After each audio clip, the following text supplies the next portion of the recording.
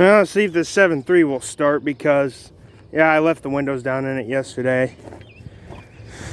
But I parked it in this spot because it was like it was getting ready to die on me, because it started getting its fuel issue again. It started running rough and smoking, not going above 1200, so I don't even think it's going to start at all, even though I shut it off before it died. So I left the batteries in it, of course. My dad said I could.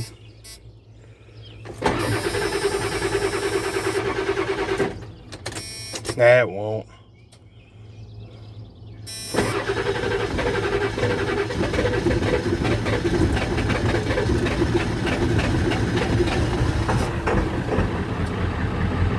I'm surprised. Should have got the exhaust view of it. I didn't think it was going to smoke that much. Running a little rough.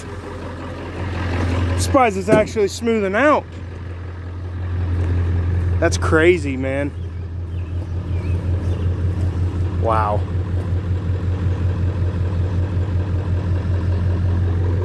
Oh, there it is.